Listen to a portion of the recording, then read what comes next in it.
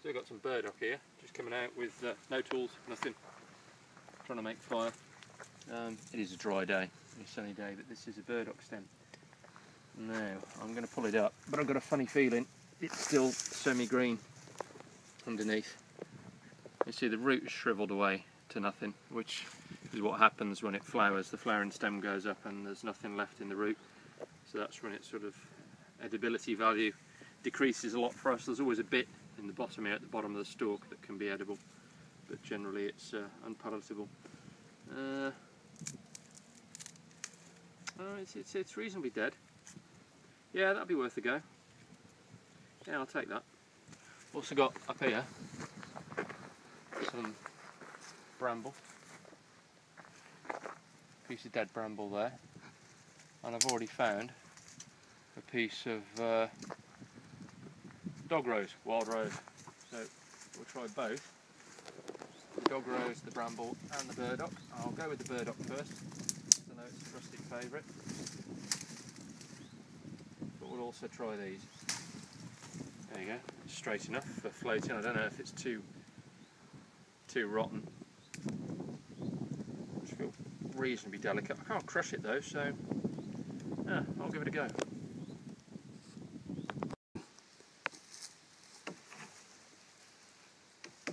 Pretty decent dead piece of willow, and it's died whilst still attached to a living tree, which means it decays quicker. It's better than if it's broken off alive and then hangs and dies. It takes a long time for it to decay down, but if it's still attached to the tree seems to just draw nutrients and water out of it quicker, and it seems to be better for the bow drill, more usable, hopefully. I only need a small bit, but I'll make a bow out of this. If I dislocate my shoulder, or fall face first in these nettles. There we go. Yeah, that's in really good condition. That'll work fine.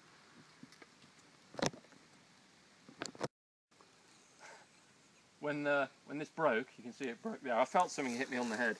I'm not sure what it was. We'll have to look at the video footage, but there's this. So it split a piece off for us. That was stuck on there like that.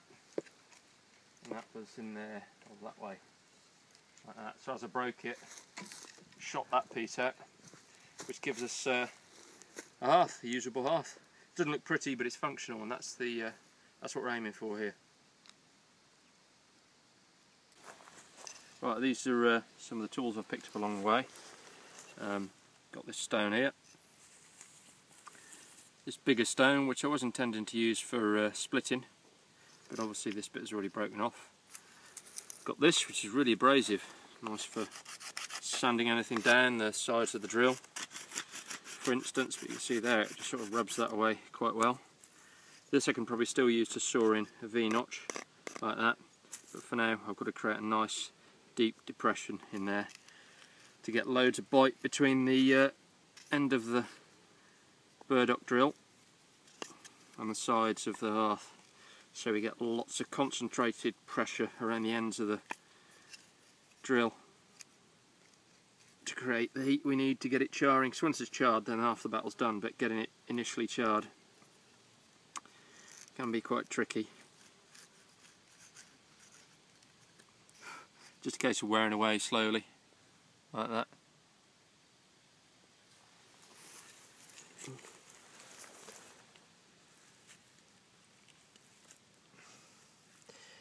Very awkward. Might be worth breaking some of this off to see if I can get anything better. Well, it's crumpled off anyway.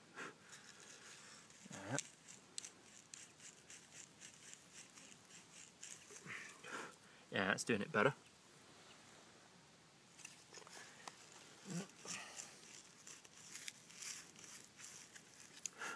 Yeah, it's chewing it away quite well.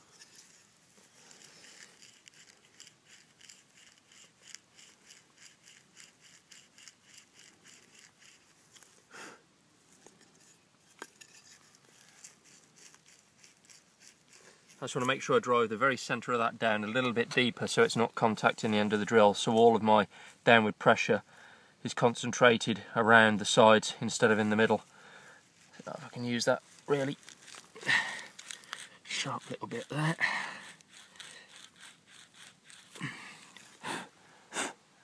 Yeah, that should be okay.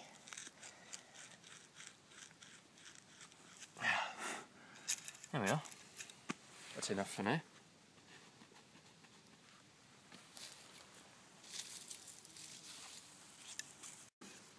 Okay, I'm going to saw that off about there. Be about the right diameter for the hole I've made in there.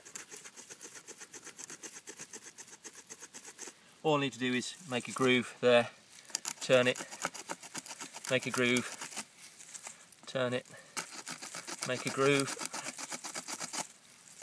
turn it, make a groove,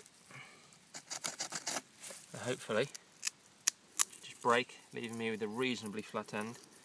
I can use this to neaten it up, get it nice and flat. There you go. So it doesn't always have to be about cutting in bushcraft, you can sand stuff to shape. There you go. Smooth that out. I have to smooth up this top bit as well. I'm going to probably work about there, so I'm going to cut this top bit off. Same process as before.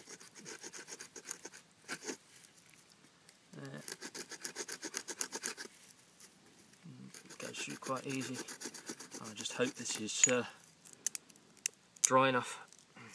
Do all these fibres, look. Don't want that to tear off down the side because it'll. If I pull that off down the side, it's going to make it asymmetrical. It's not going to be perfectly round. So should have worn through that a little bit more before I broke it off.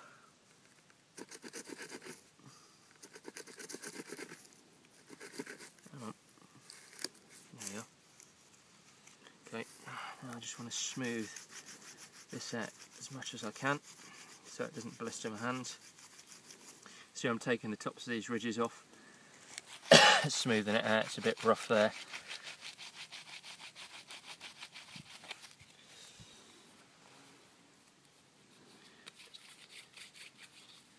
Just a quick feel, just test it.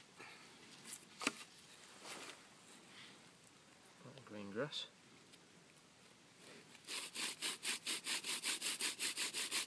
Yeah, that seems alright.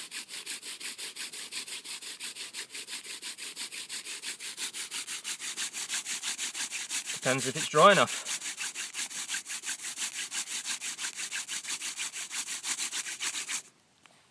That should be okay. So it's rounding over there already, and it's rounded that out to a bit of a dip, so it's spreading all of the surface area over, which often happens the first time you try to use burdocks. Then you have to sort of re-dig in a little bit deeper. So I'll find something a little bit more pointed here, just to take that very centre bit away so you're not getting any contact area there. And then it makes it easier to char. See, I've taken that even deeper now. So hopefully we should get it just concentrate around the edge on that. Let's have another go. Let's spit on my hands. A bit of grip. Might crush up the dock leaf as well.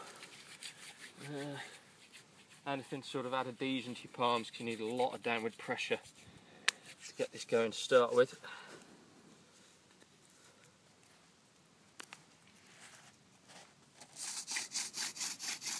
Bit slimy still. Keep rubbing it, you'll feel them eventually bite up.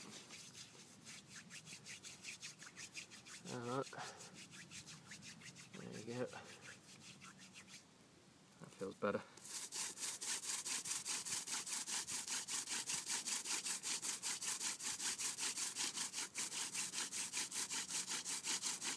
It's a little bit slimy. That's better.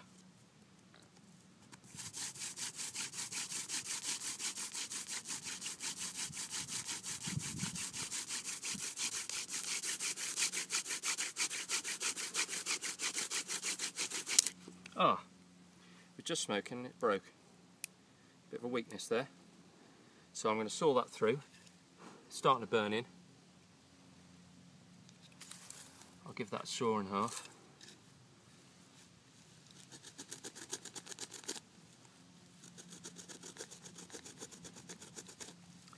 I'll have to smooth that out slightly again as well.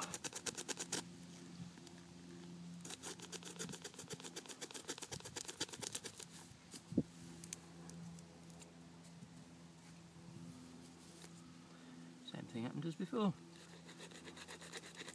There we go. That'll be. Change my body position slightly. Shorter drill now.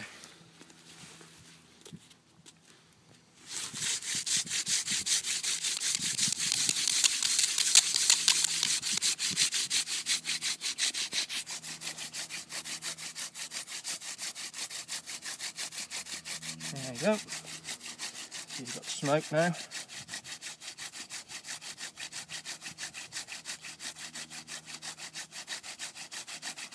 That's burnt in enough. That's burnt in plenty enough.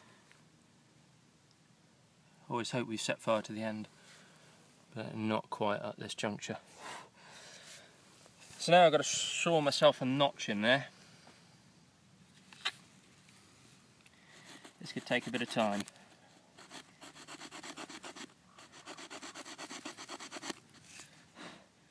Alright, seems to be going reasonably quick.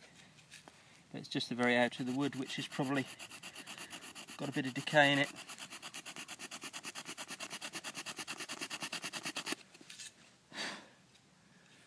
Slowly working its way through.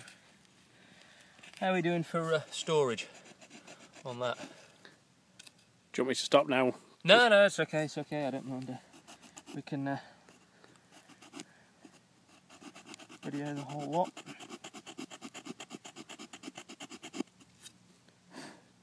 Getting through slowly. Warm day.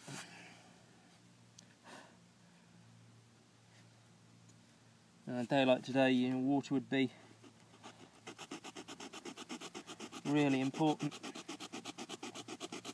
Because without water, you dehydrate very quickly, especially with hard physical work like this. And of course, to get water you have to purify it, and one of the best ways to purify it is to boil it, as long as it's only full of biological contaminants. That's making quite a nice V in that. A little bit further. If it's full of chemical pollutants, you've got to boil it and then condense the steam that comes off it into drinking water. If you drink the actual water you're boiling, you're just concentrating the chemicals, making it worse.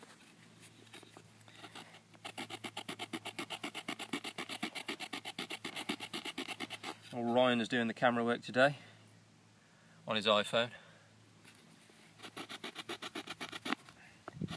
So for once I don't have to worry about stopping and starting the camera and making sure this is actually being filmed. So the weather forecast is changing as of tomorrow, and the weather's going to get a lot worse. More rain. Back again. So this could be one of the last days of summer, but it's really lovely. You see the willow trees are still quite green. There's only just a couple of leaves sort of turning yellow. But back near my house, which is only about 2 miles away from here, there's a couple of willow trees that have really gone yellow, so I know autumn is definitely upon us. I think officially the 22nd of September is when it starts.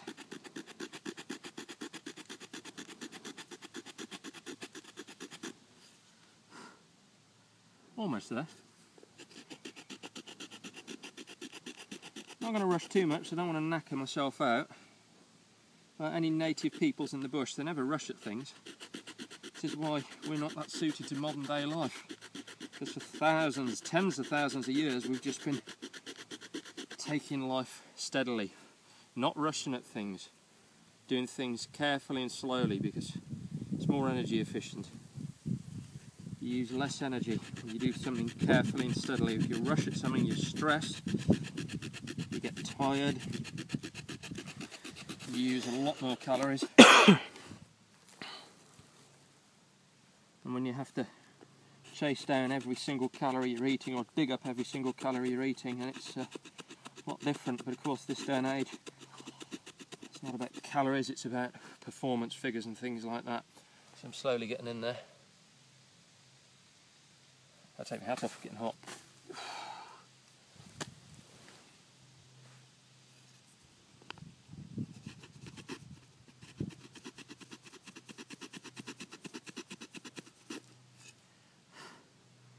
Yeah, I'm not going to go much further with that.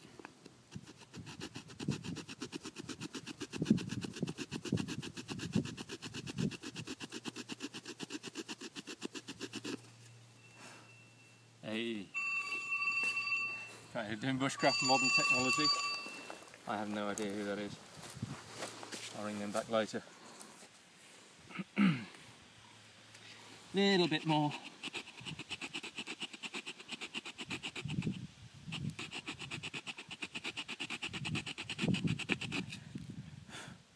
The idea was to come out without any bushcraft tools. At least we've done that, even if we did bring a phone or two.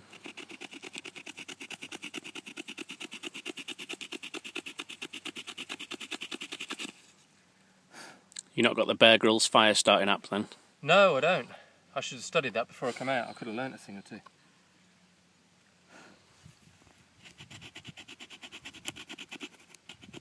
Just being conscious now, I'm cutting into this, I'm weakening it, it's snapping off. Right, that's pretty much enough. I'm not going to go much more than that now. I think that would probably do. Because enough dust will fall in there to catch on fire. I'm going to widen it out ever so slightly, if I can, just to make sure the air gets in there, because it's got to be 1/8 of the whole circle. And that notch is, that size notch, 1/8, is just big enough to let enough air in. If it's any bigger, you get enough air in, but then you have to fill it up with so much dust to give enough for combustion, enough fuel for combustion. It makes it just harder work, and there's no need for that. But I've seen plenty of people make notches that just aren't big enough, and doesn't matter how much they try, it just won't work, because the air just doesn't get in there. There we go, that's perfect. You can see that. Right, I've got this nasty ridge under here, which means it's not going to sit flat on anything. If you can see that, it's not going to sit flat on there. So I'm going to use my little sanding stone, sand away the bottom a little bit, because these stones are not particularly sharp, and so there's no real cutting going on here today. It's all sort of sawing and sanding things to shape.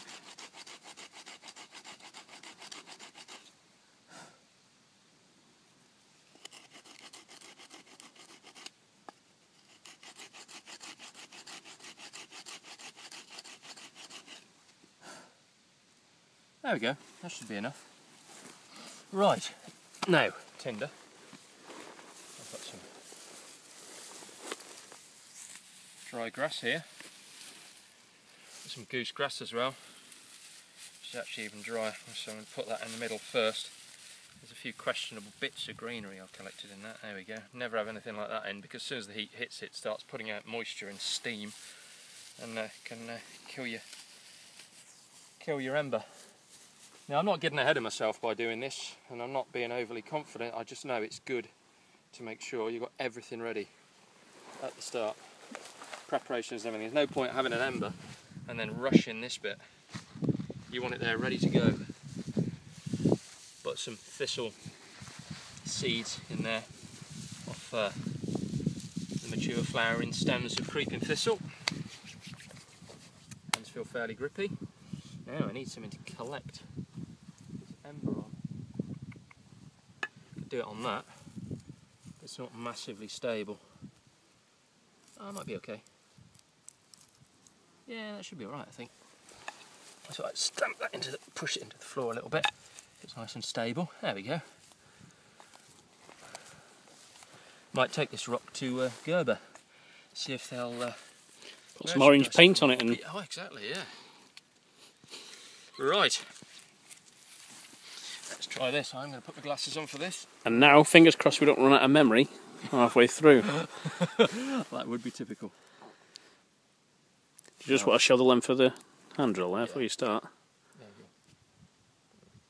go. I don't know, 8 inches. Hurt myself up to a few jokes there.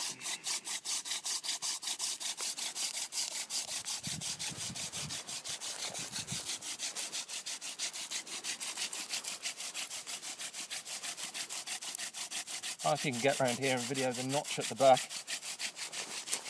if you can. We're away already. See that?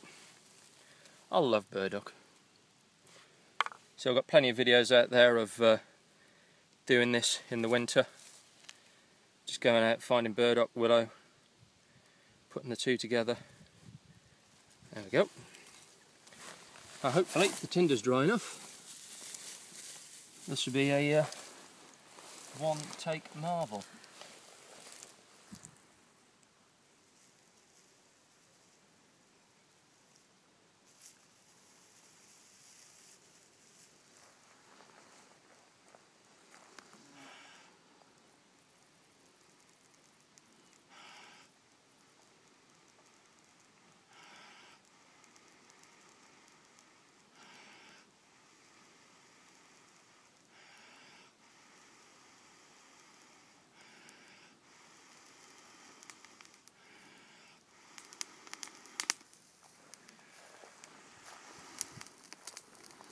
There we go. Done. Woo! Set fire to myself. That's fire. Using willow, burdock, and these few little stones I got around there. And all collected today, all collected within the last, what do you reckon, hour? Last hour, yeah. The last hour. And I'm pretty confident, with the exception of the tinder, that these bits would even work in the wet. I've got plenty of videos on my YouTube channel already where I do go out and collect this stuff in the wet, even in the snow. And burdock, as long as it's got a nice sort of brown outer coating and it's nice and fresh, resists the wet. When it weathers and it goes sort of whiter on the outside, then the water can get into it. But if you look for the bits that are nice and brown, which tend to last right through the winter, then it's easy to find a dry bit. Same with willow. Go into a big enough, thick enough piece of willow, even that piece there, it's really solid in good condition, which means that it's going to be dry in the middle. So there you go.